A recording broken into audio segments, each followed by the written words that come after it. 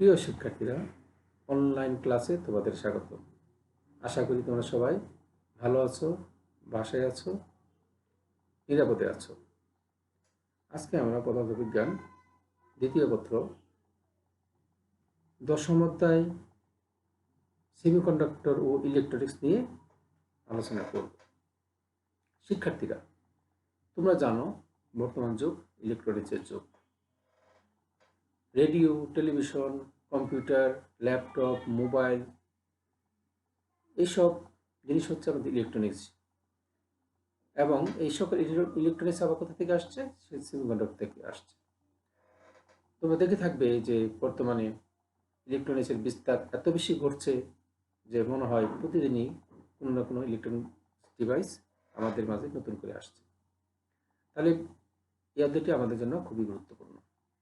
তো প্রথমে আমরা জানব যে ইলেকট্রনিক্স কি। পদার্থবিজ্ঞানের যে শাখায় সেমিকন্ডাক্টরের মধ্য দিয়ে ইলেকট্রনের প্রভাব সম্পর্কে আলোচনা করা হয় তাকে ইলেকট্রনিক্স বলে। এই অধ্যায়ে আমরা পিএন জাংশন, ডায়োড, ট্রানজিস্টর, আইসি, সংখ্যা পদ্ধতি ইত্যাদি নিয়ে আলোচনা করব। শিক্ষার্থীরা, আমি কিন্তু শুরুতেই বলছি যে সকল ইলেকট্রনিক্স আসছে সেমিকন্ডাক্টর বা অর্ধপরিবাহী থেকে। তাহলে আগে আমাদেরকে জানতে হবে যে অর্ধপরিবাহী কি, এবং অর্ধপরিবাহী জানার জন্য আরও কিছু প্রাসঙ্গিক বিষয় আমাদেরকে জানতে হবে। যেমন আমাদের প্রথম টপিকটা হচ্ছে রোধকতার দৃষ্টিতে পরিবাহী, অপরিবাহী এবং অর্ধপরিবাহী বা সেমিকন্ডাক্টর। প্রথমেই আমি বলবো যে তোমরাও জানো খুব সহজ জিনিস, পরিবাহী কি। পরিবাহী হচ্ছে যে সকল পদার্থের মধ্যে দিয়ে তড়িৎ সহজেই চলাচল করতে পারে, সেটা হচ্ছে পরিবাহী পদার্থ। যেমন আমরা তামা, লোহা, টিন, স্বর্ণ, এগুলো হচ্ছে আমাদের পরিবাহী পদার্থ। এবং এগুলোতে কি খুব সহজেই ইলেকট্রন মুক্ত হয় এবং তড়িৎ পরিবহনে অংশগ্রহণ করে। অন্যদিকে দেখো অপরিবাহী পদার্থ কোনগুলো? যার মধ্যে দিয়ে সহজে তড়িৎ পরিবহন করতে পারে না। এবং যেমন আমাদের রাবার বা কাঠ, এসব হচ্ছে আমাদের অপরিবাহী পদার্থ বা ইনসুলেটর বলা হয়। এগুলোতে কোনো অবস্থাতেই তড়িৎ পরিবহন হয় না। এবং 3 নাম্বারটা হচ্ছে আমাদের অর্ধপরিবাহী বা সেমিকন্ডাক্টর, যেটা আমাদের এই অধ্যায়ের আলোচনার শুরু হবে এখান থেকে। সেমিকন্ডাক্টর কি? এটা হচ্ছে পরিবাহী এবং অপরিবাহীর মাঝামাঝি একটা অবস্থা, যার মধ্যে তড়িৎ আংশিক চলাচল করতে পারে। সেটা হচ্ছে আমাদের অর্ধপরিবাহী বা সেমিকন্ডাক্টর। প্রিয় শিক্ষার্থীরা, এই পর্যায়ে আমি কয়েকটি অর্ধপরিবাহীর নাম তোমাদেরকে আমি দেখাচ্ছি। এক নম্বরটা কি? আমাদের সিলিকন।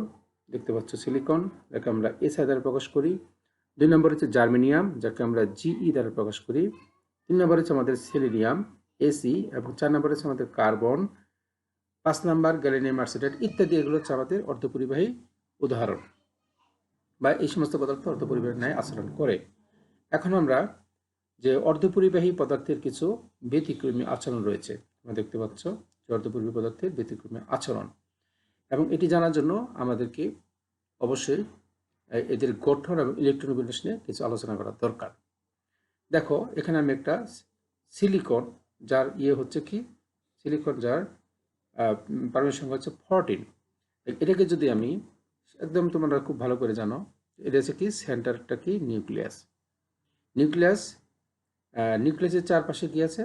কয়েকটি কক্ষপথ। প্রথম কক্ষপথ, দ্বিতীয় কক্ষপথ, তৃতীয় কক্ষপথ। প্রথম কক্ষপথে আমাদের ইলেকট্রন আছে 2টা, দ্বিতীয় কক্ষপথে কয়টা?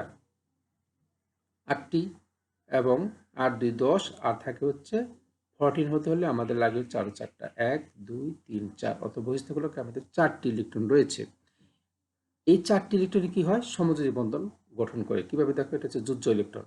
এখানে দেখো আমি যেমন সিলিকন, এখানে সিলিকন, চারপাশে সিলিকন, সব দিকেই সিলিকন রয়েছে। দেখো সিলিকনের কয়টা যোজনী? তাহলে 1 2 3 4। তাহলে 4টা কি হচ্ছে? সিলিকন 1 2 3 4। এই 4টা দিয়ে কি হচ্ছে? সে সমযোজী বন্ধনে গঠন করেছে। এবং এইভাবে প্রতিটি এগুলো কি হবে, এগুলো তো আমাদের চারটি, 1 2 3 4টা। এবং এটার ক্ষেত্রেও কি হবে, 4টা, 1 2, এদিকে আরও আছে। এভাবে আমাদের এই সমাজের বন্ধন গঠন করেছে। এখন আমরা দেখব যে এই অর্ধপরিবাহী তাহলে আমাদের মূল বিষয়। এখন আমি আলোচনা করব যে খুব ইম্পর্টেন্ট কঠিন পদার্থের ব্যান্ড তত্ত্ব।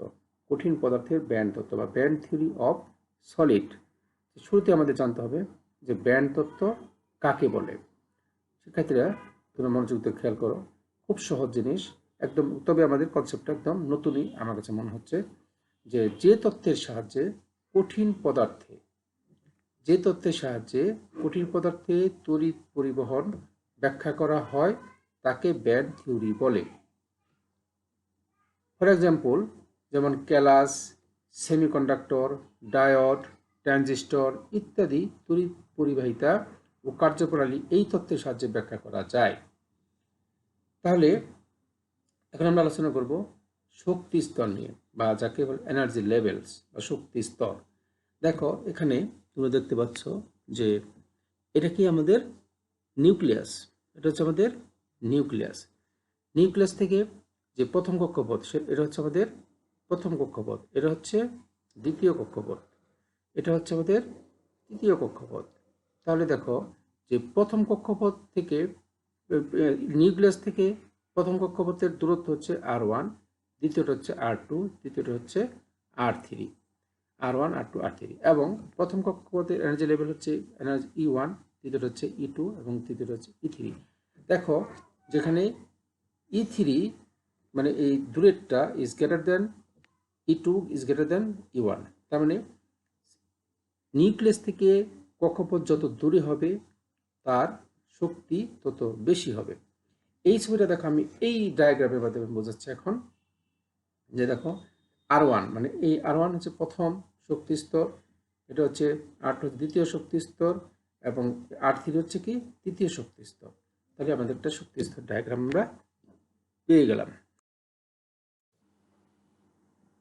প্রিয় শিক্ষার্থীরা, এখন আমরা আলোচনা করব শক্তি ব্যান্ড বা এনার্জি ব্যান্ড নিয়ে আলোচনা করব। তুমি দেখতে পাচ্ছ শক্তি ব্যান্ড বা এনার্জি ব্যান্ড। দেখো ধারাবাহিক আলোচনা, যে একই কক্ষপথে অবস্থিত সকল ইলেকট্রনের শক্তির সর্বনিম্ন, ওই যে একই, তুমি দেখে আসছো কিছুক্ষণ আগে দেখলা যে কক্ষপথ, একই কক্ষপথে অবস্থিত সকল ইলেকট্রনের শক্তির সর্বনিম্ন ও সর্বোচ্চ মানের মধ্যবর্তী পাল্লাকে বলা হয় শক্তি ব্যান্ড। দেখো যে একই কক্ষপথে অবস্থিত এই সকল ইলেকট্রনের শক্তির সর্বনিম্ন সর্বোচ্চ মানের মধ্যবর্তী পাল্লাকে বলা হয় শক্তি ব্যান্ড। এবং তোমরা জানো একটি নির্দিষ্ট কক্ষপথে আবর্তনরত ইলেকট্রনগুলোর একটি সুনির্দিষ্ট শক্তি থাকে। তাহলে প্রথম কক্ষপথের ইলেকট্রন দ্বারা সৃষ্ট শক্তি ব্যান্ড, যাকে আমরা বলি প্রথম ব্যান্ড। দ্বিতীয় কক্ষপথের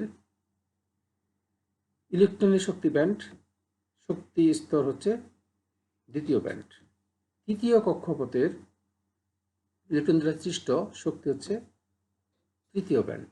এভাবে একটা ব্যান্ডের ডায়াগ্রাম আমরা আঁকলাম। এটা হচ্ছে আমাদের শক্তি ব্যান্ড বা এনার্জি ব্যান্ডের ডায়াগ্রাম। এখন দেখো যে কঠিন পদার্থের অনেকগুলো শক্তি ব্যান্ড থাকে, যার মধ্যে তিনটি হচ্ছে প্রধান। তিনটি, একটা হচ্ছে যোজন ব্যান্ড, পরিবহন ব্যান্ড, নিষিদ্ধ ব্যান্ড। এই তিনটা হচ্ছে আমাদের প্রধান। দেখো এটা আবার কিভাবে সাজানো থাকে, এই ছবিটা দেখো, যেখানে দেখো আমাদের একটা ডায়াগ্রাম আছে, যেখানে এইটা হচ্ছে আমাদের প্রথমটা, এটা হচ্ছে আমাদের কি যোজন ব্যান্ড, আর এই উপরটা হচ্ছে কি আমাদের, মনোযোগে খেয়াল করো, এটা হচ্ছে আমাদের পরিবহন ব্যান্ড। এবং এই যে যোজন ব্যান্ড এবং পরিবহন ব্যান্ডের মাঝামাঝি একটা অঞ্চল রয়েছে, এই অঞ্চলটা হচ্ছে কি আমাদের, এটাকে বলা হয় নিষিদ্ধ ব্যান্ড বা ফরবিডেন ব্যান্ড। তাহলে আমরা ব্যান্ড সম্পর্কে মোটামুটি বুঝলাম। তার মানে ইলেকট্রনগুলো যখন এই যোজন ব্যান্ড থেকে পরিবহন ব্যান্ডে আসবে, তখনই কি হবে, ওগুলা মুক্ত ইলেকট্রন আসবে, তখন এটা তড়িৎ পরিবহনে অংশগ্রহণ করবে। আচ্ছা, তাহলে এখন দেখো পরবর্তী আলোচনা, যে ব্যান্ড তত্ত্বের সাহায্যে ব্যান্ড তত্ত্বের আলোকে পরিবাহী, অপরিবাহী এবং অর্ধপরিবাহী, খুবই ইম্পর্টেন্ট বিষয়টা। এখানে দেখো যে পরিবাহীর ক্ষেত্রে কি হয়েছে, ডায়াগ্রামটা খেয়াল করো। পরিবাহীর ক্ষেত্রে এটা হচ্ছে আমাদের, এইটুকু হচ্ছে আমাদের, যে আমি এই করে দেখাইছি, এটা হচ্ছে কি আমাদের ব্যালেন্স ব্যান্ড, এবং আমাদের এই অংশটা হচ্ছে আমাদের ভি ব্যান্ড, মানে ব্যালেন্স ব্যান্ড মানে হচ্ছে কি আমাদের যোজন ব্যান্ড, আর সিবি মানে কন্ডাকশন ব্যান্ড, মানে পরিবহন ব্যান্ড। এই দুটার মাঝখানের যে একটা অংশ, সেটাকে বলা হয়েছে আমাদের যে নিষিদ্ধ ব্যান্ড। এখন পরিবাহীর ক্ষেত্রে এই ব্যালেন্স ব্যান্ড এবং কন্ডাকশন ব্যান্ডের মধ্যে শক্তি ব্যবধান প্রায়, যে ব্যবধানটা, সেই ব্যবধানটা থাকেই না, অর্থাৎ এই ব্যালেন্স ব্যান্ড এবং কন্ডাকশন ব্যান্ড খুব কাছাকাছি অবস্থান করে, ফলে এর মধ্যে সহজেই পরিবাহীর দুই প্রান্তে সামান্য ভোল্টেজ প্রয়োগ করলে এর মধ্যে দিয়ে সহজেই ব্যালেন্স ব্যান্ড থেকে ইলেকট্রনগুলো কন্ডাকশন ব্যান্ডে চলে আসে এবং তড়িৎ পরিবহনে অংশগ্রহণ করে, যেখানে আমি বলবো এনার্জি গ্যাপ ইজি সমান almost zero. Easy almost zero, তোমরা দেখতে পাচ্ছ। দেখো, আর অপরিবাহীর ক্ষেত্রে কি হবে, খুবই ইম্পর্টেন্ট। দেখো, অপরিবাহীর ক্ষেত্রে আমাদের ডায়াগ্রামটা কি হচ্ছে, ডায়াগ্রামটা হচ্ছে আমাদের এখানে রেখে শক্তি, এইটুকু হচ্ছে আমাদের ব্যালেন্স ব্যান্ড। অপরিবাহীর ক্ষেত্রে আমি বলছি, এটা কি আমাদের ব্যালেন্স ব্যান্ড, আর হচ্ছে এটা কি আমাদের কন্ডাকশন ব্যান্ড।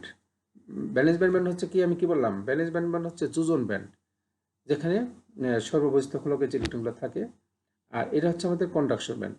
এবং মাঝখানের অংশটা কি বলছি, যে নিষিদ্ধ ব্যান্ড বা ইজি এনার্জি গ্যাপ বা ফরবিডেন এনার্জি বলা হয় এটাকে।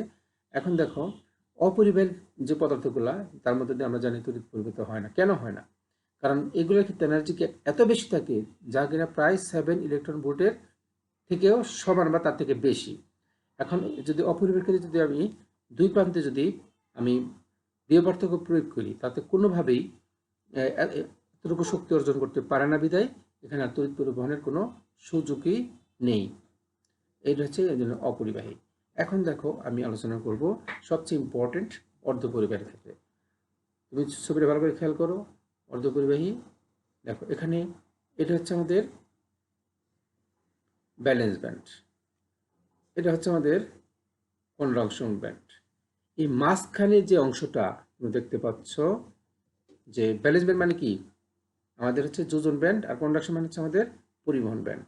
এখন যদি ইলেকট্রনগুলো যদি ব্যালেন্স ব্যান্ড থেকে পরিবহন ব্যান্ডে আসতে পারে, তবেই কিন্তু আমাদের এখানে এটা তড়িৎ পরিবহন হবে। যদি না আসতে পারে, তাহলে হবে না। তাই আসার জন্য কি করতে হবে, আমাকে বাইরে থেকে শক্তি দিতে হবে। কতটুকু শক্তি, কিভাবে শক্তি দেবো, আমরা দুই পাশে ভোল্টেজ প্রয়োগ করব। তাহলে দেখো, এখন যদি ইজি যদি 1 ইলেকট্রন ভোল্টের এবং অর্ধপরিবাহীর ক্ষেত্রে বা সেমিকন্ডাক্টর ক্ষেত্রে এই গ্যাপটার সাধারণত 1 ইলেকট্রন ভোল্টের সমান বা তার নিচে থাকে, এবং এতটুকু কি হয়, আমরা যদি ভোল্টেজ প্রয়োগ করা হয়, তাহলে সহজেই, তাহলে শিক্ষার্থীরা আমরা বুঝতে পারছি যে এই অর্ধপরিবাহীর ক্ষেত্রে যোজন ব্যান্ড এবং পরিবহন ব্যান্ডের মধ্যে এনার্জি গ্যাপ অনেক কম থাকে, যা 1 ইলেকট্রন ভোল্ট বা তার থেকে কম থাকে। তখন সহজেই এখান থেকে কি হয়, দুই প্রান্তে ভোল্টেজ প্রয়োগ করলে কি হবে, এর মধ্যে তো ব্যালেন্স ব্যান্ড থেকে ইলেকট্রনগুলো কন্ডাকশন ব্যান্ডে চলে আসবে এবং এটা তড়িৎ বহনে অংশগ্রহণ করবে। শিক্ষার্থীরা, তাহলে তোমরা দেখো যে অর্ধপরিবাহীর সাথে ব্যান্ড তত্ত্ব, যেটা কিনা তাপমাত্রার সাথে সম্পর্ক। আমরা জানি যে তাপমাত্রা বাড়লে আমাদের রোধ কমে যায়, তড়িৎ পরিবহন বেড়ে যায়। এটা হচ্ছে সেমিকন্ডাক্টরের মূল বৈশিষ্ট্য। এখন দেখো, এই যে এখানে আমরা যে ছবিটা অঙ্কন করেছি, যেখানে এটা হচ্ছে আমাদের সেই আগের পরোটা মিলে দেখো, এর প্রথম ব্যান্ড, এটা কি, পরেরটা হচ্ছে দ্বিতীয় ব্যান্ড, আর শেষেরটা হচ্ছে কি, এই যে একদম বাইরে যেটা, সেটা হচ্ছে যুজো ব্যান্ড, যেটা 4টি ইলেকট্রন ছিল জার্মেনিয়ামের ক্ষেত্রে। এখন দেখো, যখনই এখানে আমরা তাপমাত্রা প্রয়োগ করলে কি হবে, যে বা ভোল্টেজ প্রয়োগ করলে যে আমরা জানি সিলিকনের ক্ষেত্রে এই এনার্জি গ্যাপ কত 1.1 ইলেকট্রন ভোল্ট, আর জার্মেনিয়ামের ক্ষেত্রে এনার্জি গ্যাপ হচ্ছে 0.7 ইলেকট্রন ভোল্ট। এখন দেখো যখন আমরা এই ভোল্টেজটা এতটুকু শক্তি আমরা প্রয়োগ করব, তখন দ্বিতীয় ছবিতে চলে আসলাম। দেখো প্রথম ব্যান্ড, দ্বিতীয় ব্যান্ড, এই যোজন ব্যান্ড। যোজন ব্যান্ড থেকে এই যে এখানে যে ইলেকট্রনগুলো ছিল সেগুলো কি হয়েছে, লাভ দিয়ে এই পরিবাহী ব্যান্ডে চলে আসছে। তো তিনটা পরিমাণ চলে আসছে, এবং এই যে চলে আসছে এখানে কি হয়েছে, তিনটা ফাঁকা জায়গা তৈরি হয়েছে। তাহলে এই যে ফাঁকা জায়গা, এগুলোকে বলা হচ্ছে কি, ফাঁকাগুলোকে বলা হয় আমি হোল। কি বলা হয়, ফাঁকাগুলোকে বলা হচ্ছে হোল। এবং আর এগুলো হচ্ছে আমাদের ইলেকট্রন। তাহলে আমরা বুঝতে পারলাম যে ব্যান্ডের আলোকে কিভাবে আমরা এই হিসাব করতে। প্রিয় শিক্ষার্থীরা, আমরা আজকের আলোচনায় যতটুকু বুঝলাম যে ইলেকট্রনিক্স কি, অর্ধপরিবাহী কি, অর্ধপরিবাহী, পরিবাহী এবং অন্তরকের মধ্যে অর্ধপরিবাহী কেন এই ইলেকট্রনিক্সের গুরুত্বপূর্ণ ভূমিকা রাখছে, আমরা আলোচনা করলাম ব্যান্ড তত্ত্ব নিয়ে। এবং আমরা আজকে এই পর্যন্তই দেখাবো, এবং এরপরের ক্লাস যেটা হবে সেটা হচ্ছে যে অর্ধপরিবাহী শ্রেণী বিভাগ নিয়ে আলোচনা করব, এবং ওখানে ডায়োড, কীভাবে ট্রানজিস্টর ইত্যাদি হয়, বাকি অংশ পরের ক্লাস হবে। তোমরা ভালো থাকো। একটা কথা মনে রাখবে, তোমরা বাসায় আছো, অবশ্যই প্রতিদিনই তোমাদেরকে পদার্থবিজ্ঞান বিষয়টা প্রতিদিনই পড়তে হবে। কোনোদিন পড়া বাদ দিবে না, প্রতিদিনই কমপক্ষে 1 ঘন্টা করে পড়াশোনা করবে। আল্লাহ হাফেজ।